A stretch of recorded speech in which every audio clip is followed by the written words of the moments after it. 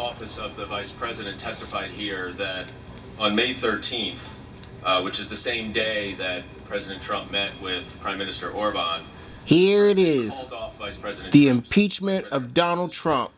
For unknown reasons. That's right. Before the impeachment of Donald Trump. Scheduled.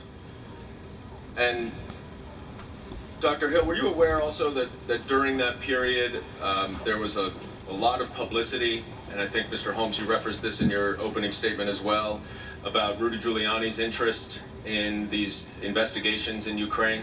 I was certainly aware, yes. And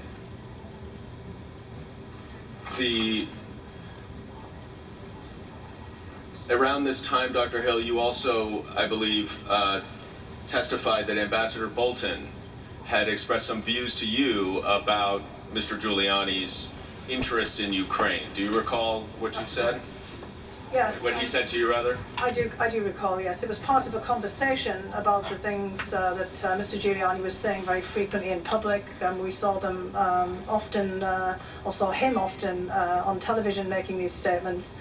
And I had already brought to Ambassador Bolton's attention the attacks, the smear campaign against Ambassador Yovanovitch, and expressed great regret about how this was unfolding, and in fact the shameful way in which Ambassador Yovanovitch was being smeared and attacked. And I'd asked if there was something that we could do about it. And Ambassador Bolton had looked pained, basically indicated with body language that there was nothing much that we could do about it. And he then, in the course of that discussion, said that Rudy Giuliani was a hand grenade that was going to blow everyone up. Did you understand what he meant by that? I did, actually. What did he mean? Well, I think he meant that obviously what Mr. Giuliani was saying was pretty explosive in any case.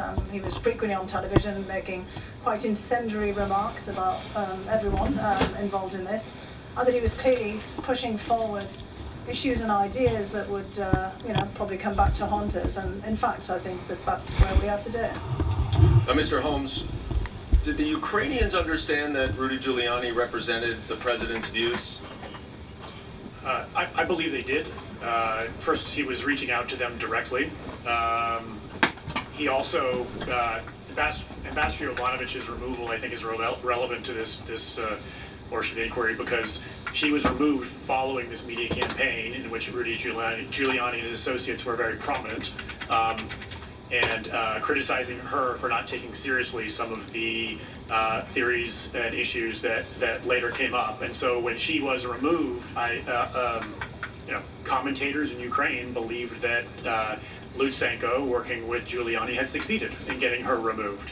So they were already aware of Mr. Giuliani and his influence, the issues that he was promoting, and ultimately that he was able to get an ambassador removed, partly because of that.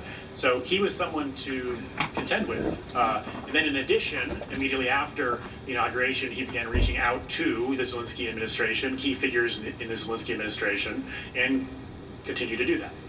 Let's focus on the inauguration for a minute. You escorted, for lack of a better word, the U.S. delegation around? So I joined them in some of their meetings, but not for the entire day. And who was on the official delegation? Yes, sir. It was 5 people. So the head of the delegation was Secretary Perry, and then it was Ambassador Volker, representing the State Department, Ambassador Sondland, our temporary charge, Joseph Pennington, and Alex Vindman, representing the White House. And did the delegation have a meeting with President Zelensky that you attended? Yes. And you testified, I think, in your previously that Secretary Perry gave a list of some sort to President Zelensky at that meeting. Do you recall that? Yes. In the meeting with the president, Secretary Perry, is the head of the delegation, opened the meeting for the American side, and had a number of points he made, and during that period he handed over a piece of paper.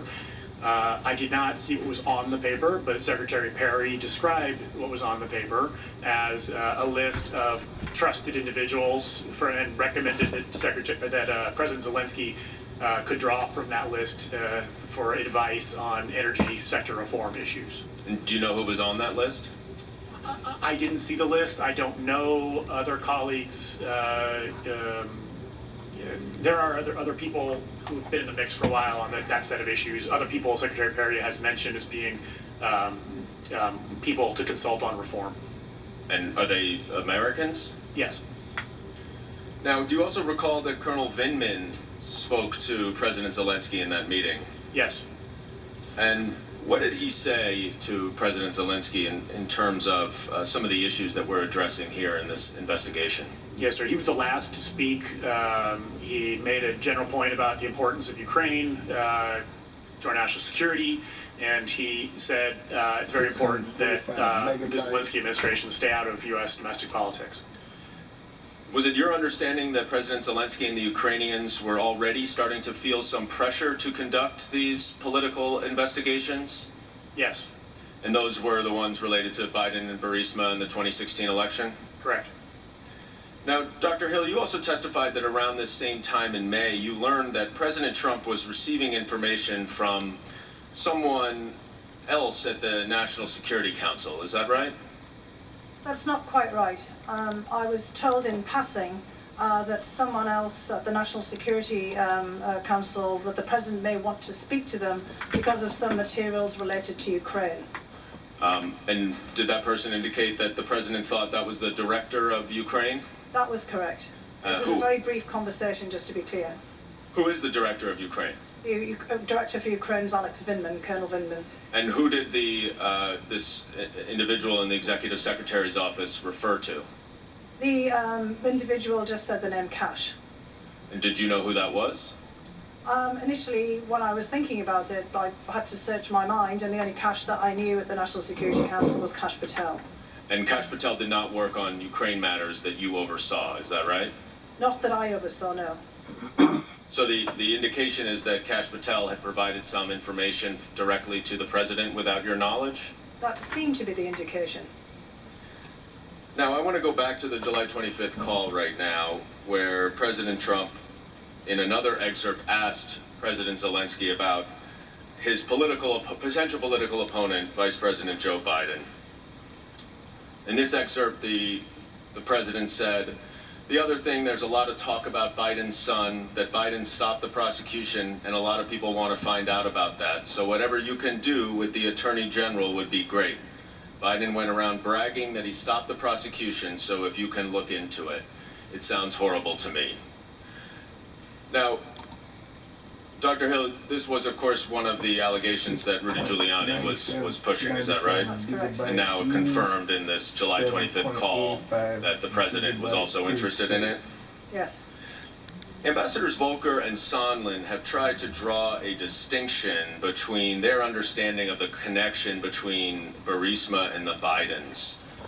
But Dr. Hill, was it apparent to you that when President Trump, Rudy Giuliani, or anyone else was pushing for an investigation into Burisma, that the reason why they wanted that investigation related to what President Trump said here, the Bidens? It was very apparent to me that that was what Rudy Giuliani intended, yes. Intended to convey that Burisma was linked to the Bidens, and he said this publicly, repeatedly. And Mr. Holmes, you also understood that Burisma was code for Bidens? Yes. And do you think that anyone involved in Ukraine matters in the spring and the summer would understand that as well? Yes. Now, are either, Dr. Hill, are you aware of any evidence to support the allegations against Vice President Biden? I'm not, no.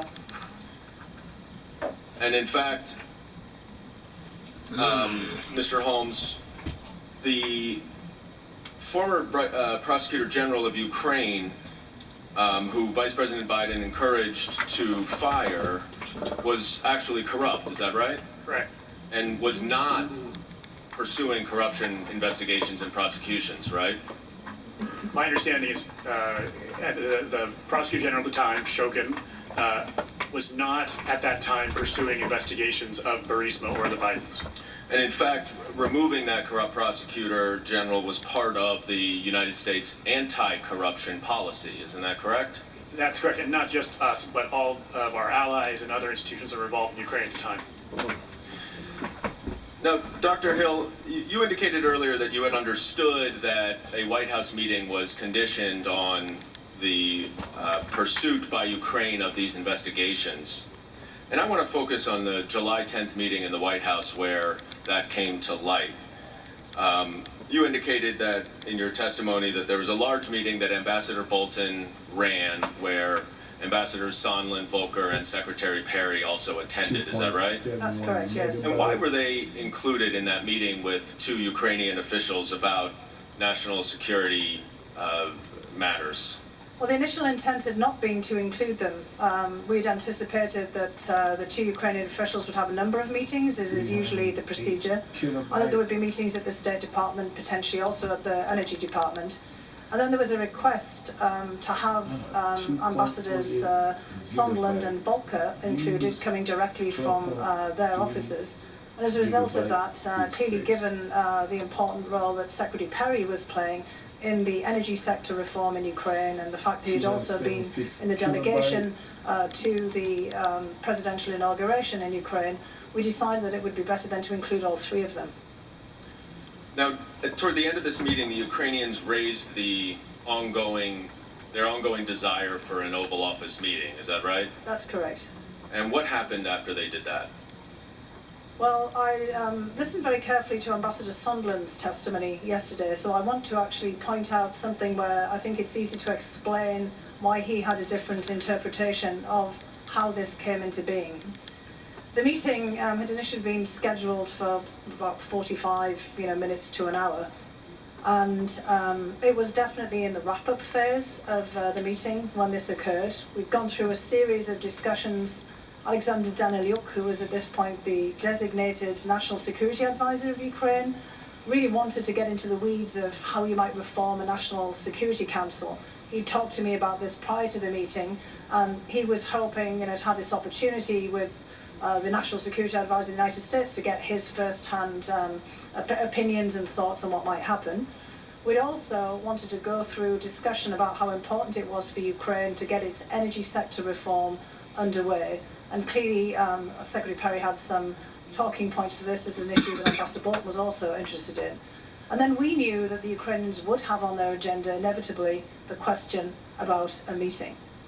And so, as we get through the main discussion, we're going into that wrap-up phase. The Ukrainians, Mr. Danilyuk starts to ask about a White House meeting, and Ambassador Bolton was trying to parry this back. Although he's the National Security Advisor, he's not in charge of scheduling the meeting. We have input recommending the meetings, and this goes through a whole process. So it's not Ambassador Bolton's role to start pulling out the schedule and start saying, right, well, we're going to look and see if this Tuesday in this month is going to work with this. And he does not, as a matter of course, like to discuss the details of these meetings. He likes to leave them to, the appropriate staff for this. So this was already going to be an uncomfortable issue. And as Ambassador Bolton was trying to move that part of the discussion away, I think he was going to try to deflect it onto another wrap-up topic, Ambassador Sondland leaned in basically to say, well, we have an agreement that there will be a meeting if specific investigations are put underway. And that's when I saw Ambassador Bolton stiffen. I was sitting behind him in the chair, and I saw him sit back slightly like this. He'd been more moving forward like I am to the table. And for me, that was an unmistakable body language, and it caught my attention. And then he looked up to the clock, and at his watch, or towards his wrist in any case. Again, I was sitting behind him, and basically he said, well, it's been really great to see you. I'm afraid I've got another meeting. And did Ambassador Sondland say who his agreement on this White House meeting was with? In that particular juncture, I don't believe so. It was later, which I'm sure you'll want to talk about, that he did say more specifically. And what did he say later? Later, he said that he had an agreement with Chief of Staff Mulvaney that in return for investigations, this meeting would get scheduled. And was he specific at that point later about the investigations that he was referring to? He said the investigations in Burisma. Now, did you have a conversation with Ambassador Bolton after this subsequent meeting with Ambassador Sondland? I had a discussion with Ambassador Bolton both after the meeting in his office, a very brief one, and then one immediately afterwards, the subsequent meeting. So the subsequent meeting, or after both meetings, when you spoke to him and relayed to him what Ambassador Sondland said, what did Ambassador Bolton say to you? Well, I just want to highlight first of all that Ambassador Bolton wanted me to hold back in the room immediately after the meeting. Again, I was sitting on the sofa with a colleague. Right, but just in that second meeting, what did he say? Yes, but he was making a very strong point that he wanted to know exactly what was being said. And when I came back and related it to him, he had some very specific instruction for me. And I'm presuming that's... what was that specific instruction? So the specific instruction was that I had to go to the lawyers, to John Eisenberg, our senior counsel for the National Security Council, to basically say, you tell Eisenberg, Ambassador Bolton told me, that I am not part of this whatever drug deal that Mulvaney and Sondland are cooking up. What did you understand it to mean by the drug deal that Mulvaney and Sondland were cooking up? I took it to mean investigations for a meeting. Did you go speak to the lawyers? I certainly did. You relayed everything that you just told us and I more? relayed it precisely, and then the details of how the meeting had unfolded as well, which I gave a full description of this in my October 14 deposition. Mr. Holmes, you have testified that by late August you had a clear impression that the security assistance hold was somehow connected to the investigations that President Trump wanted. How did you conclude that? How did you reach that clear conclusion? So we've been hearing about the investigation since March, months before, and we've been. President Zelensky had received a congratulatory letter from the president, saying he'd be pleased to meet him following his inauguration in May, and we hadn't been able to get that meeting, and then the security hold came up with no explanation. And I'd be surprised if any of the Ukrainians, you said earlier, we discussed earlier, sophisticated people, when they received no explanation for why that hold was in place, they wouldn't have drawn that conclusion. Because the investigations were still being pursued? Correct. And the hold was still remaining without explanation? Correct. So this to you was the only logical conclusion that you could reach? Correct. Sort of like 2 + 2 = 4? Exactly. Chairman, I yield. That concludes the majority questioning. We're expected to have votes, I think, fairly soon. This will be appropriate time to break, and we'll resume with the minority 45 minutes. If people, before they leave, could allow the witnesses to leave first, and if committee members could come back promptly after votes.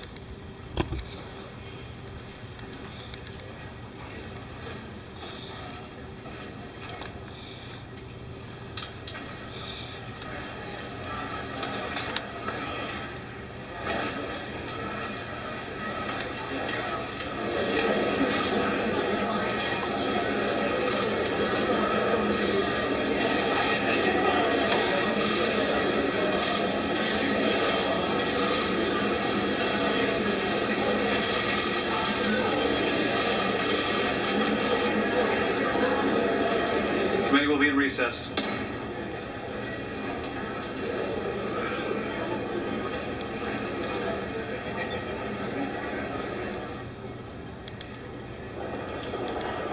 Here it is. The impeachment of Donald Trump. That's right. The impeachment of Donald Trump.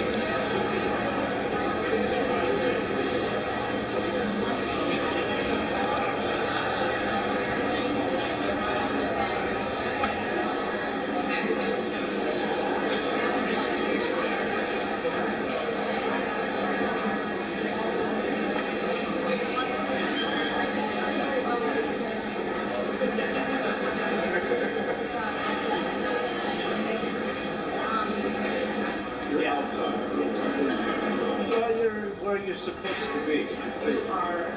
Yeah. Sit on safety first. Good.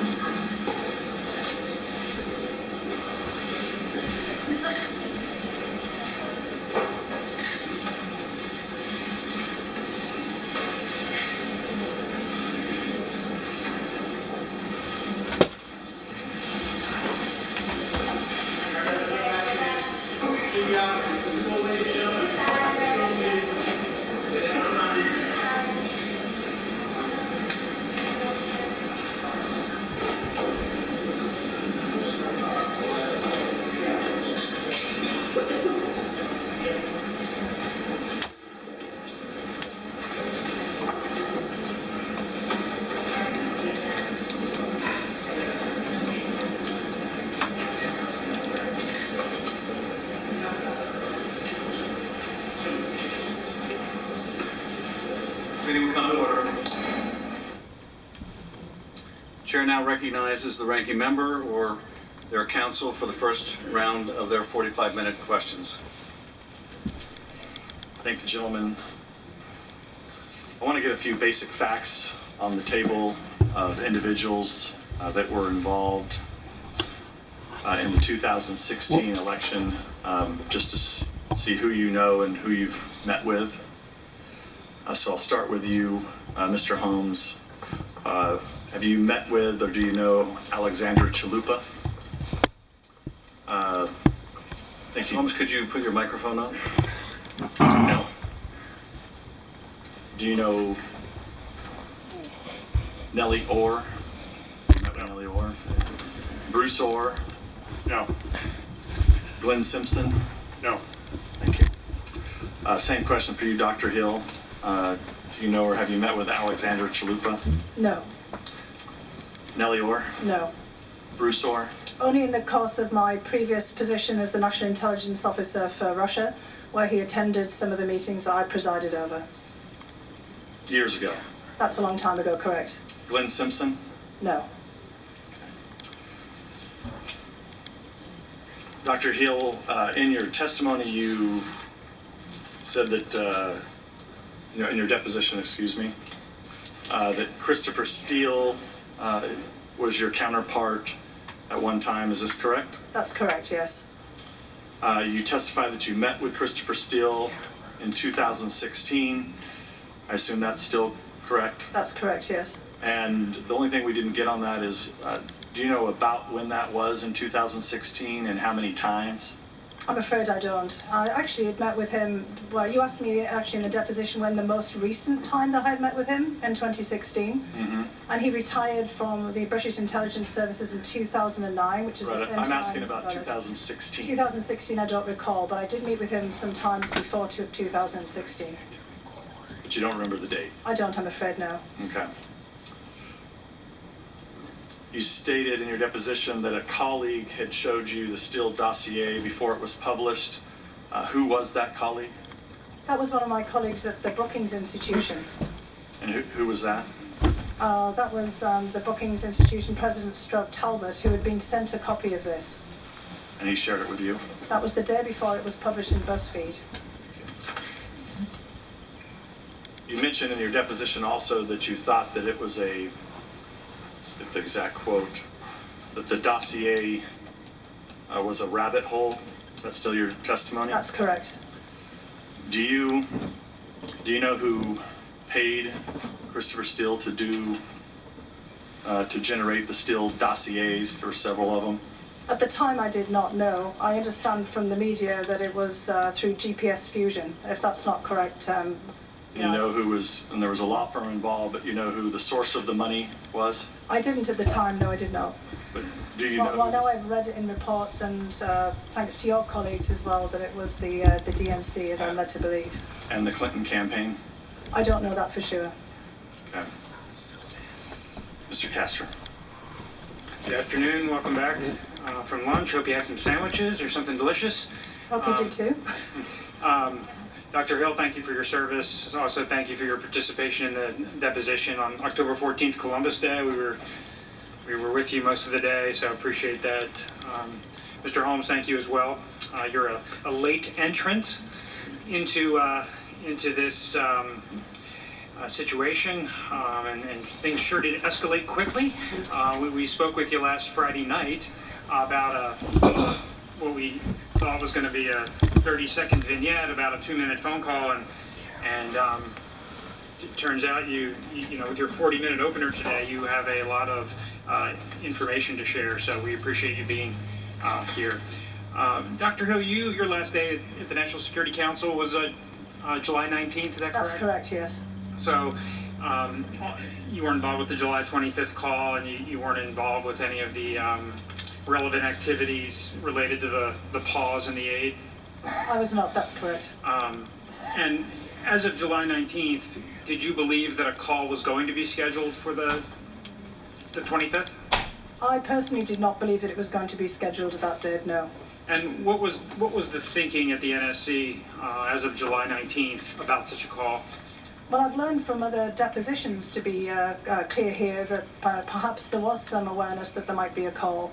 Ambassador Sondland, if you may recall, showed an exchange with the person who was taking over from my position, Tim Morrison, in which he indicated that there would be a call coming up. I was not aware of that. Okay, were you in So favor? there were differences, let's just say, obviously, in understanding about that call. And were you in favor of such a call as of the 19th?